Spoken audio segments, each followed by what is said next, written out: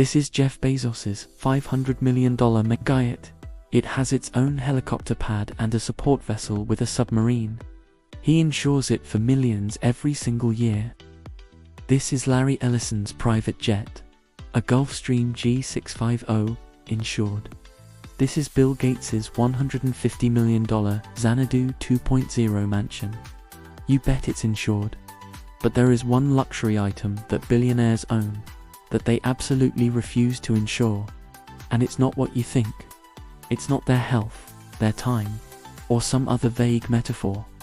It's a physical, tangible asset that you probably have insurance on right now. What is it, and why do they treat it so differently? The answer reveals a fundamental secret to how the ultra-wealthy think about money and risk. A secret that could change the way you manage your own finances forever. Stick around, because we're about to pull back the curtain on the billionaire's mindset. Welcome back to the channel where we decode the secrets of the world's wealthiest individuals. Today, we're diving deep into a concept that separates the billionaires from the millionaires, and even the rest of us. It's called self-insurance, and it's the reason they don't waste money insuring one very common luxury item. Now, when you or I buy something expensive, say a new phone, a laptop, or a nice watch, what's the first thing the salesperson tries to sell us? An extended warranty, an insurance plan. We're taught to protect our investments, no matter how small. For most of us, replacing a $1,000 phone out of pocket would be a painful, unplanned expense. So, we pay a monthly premium or a one-time fee for peace of mind. Billionaires call this the poor man's game. Why? Because they've done the math. They understand that insurance companies are for-profit businesses. They only make money if, on average, they take in more in premiums than they pay out in claims. Over the long run, the house always wins. The ultra-wealthy have flipped the script. Instead of paying a company to take on their risk, they take on the risk themselves. They become their own insurance company. This isn't just a quirky habit. It's a calculated financial strategy, and the specific item they apply this to most often will surprise you. So what is this mystery item? Is it their designer clothes? Their art collections? Their wine cellars? Nope. While some of those might fall into this category, the single most common luxury item that billionaires never insure is their cars. Yes, their fleet of Ferraris, Lamborghinis, and Rolls-Royces. Now, hold on. I know what you're thinking. That's insane. And isn't that illegal? Let's be crystal clear. They absolutely purchase the mandatory liability insurance required by law. They're not driving around uninsured, causing accidents and leaving others to foot the bill. That's not the game. The insurance they skip is the optional and very expensive collision and comprehensive coverage. The insurance that would pay to repair or replace their own multi-$100,000 supercar if they crashed it or if it got stolen.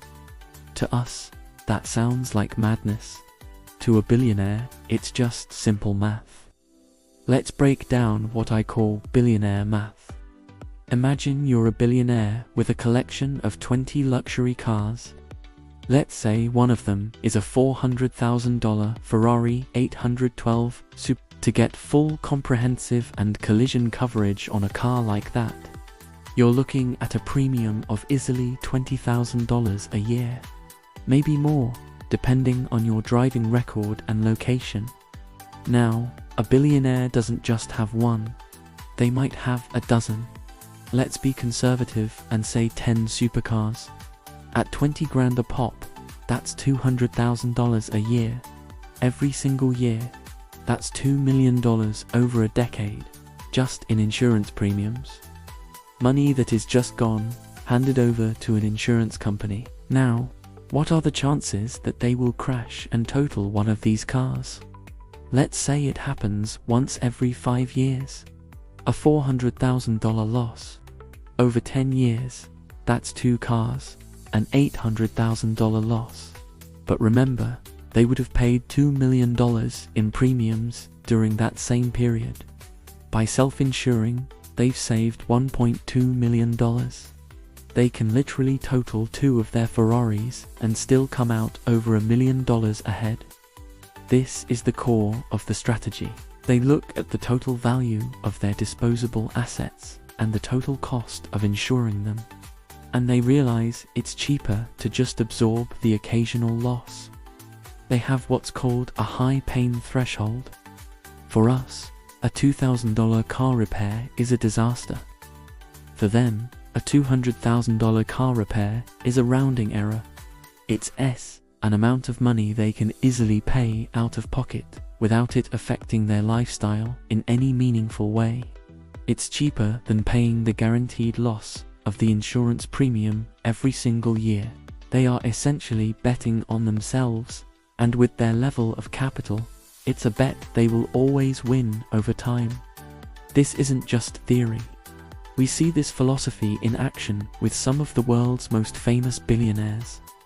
Take Bill Gates.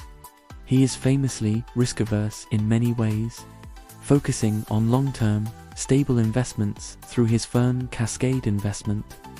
But when it comes to smaller, replaceable assets, the logic shifts.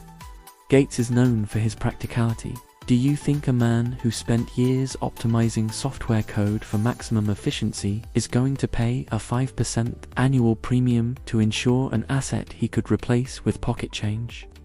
It's inefficient. It's a bad algorithm. He applies the same logic. If the cost of replacement is trivial to my net worth, paying someone else to cover that risk is a waste of money. Then you have Jeff Bezos. He built Amazon by taking massive, calculated risks. He understands the power of scale. Self-insuring his fleet of cars is a micro version of this. He's creating his own small-scale insurance pool where the only member is himself. He knows that over the lifetime of his car collection, the total cost of premiums would far exceed the cost of any potential accidents or thefts. By keeping that premium money and investing it instead, he's not just saving money, he's making money on the money he saved. This is a key difference. While we see insurance as a shield, they see the premiums as a guaranteed loss and an opportunity cost. That $200,000 a year isn't just gone. It's $200,000 that could have been invested in stocks, real estate, or a new venture, generating even more wealth. So, how can you apply this billionaire mindset to your own life, even if you don't have a garage full of supercars? It starts with changing how you view risk and small expenses. First, identify your own self-insurance threshold. This is the amount of money you could spend on an unexpected replacement or repair without it causing you significant financial distress. Maybe it's $500, maybe it's $2,000. This number will grow as your wealth grows. Next, stop buying extended warranties for items that fall below this threshold. That new television, that washing machine, that laptop. The statistics are clear. Most people never use these warranties, and when they do, the repairs are often less than the cost of the warranty itself. Instead of paying for that warranty, take that $50 or $100 and put it into a separate savings account. This is your self-insurance fund. Over time, this fund will grow. When that inevitable day comes and your phone screen cracks or your blender gives up, you won't panic. You'll just pay for it out of your fund. You've become your own insurance company. You're playing the same game as the billionaires, just on a different scale. You're turning a guaranteed expense into a savings and investment vehicle. It's a small shift, but it's a powerful one. It's about moving from a mindset of fear and scarcity, where you're constantly paying others to protect you, to a mindset of abundance and control, where you take calculated risks and back yourself. The principle extends beyond just warranties. Look at your insurance deductibles. A higher deductible means a lower premium.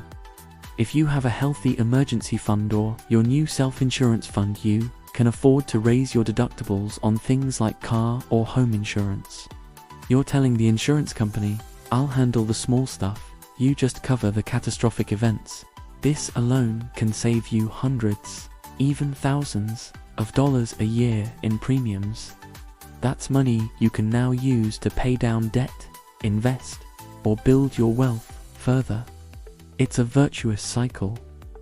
The more financially secure you become, the more risk you can self-insure, which in turn saves you more money, making you even more secure.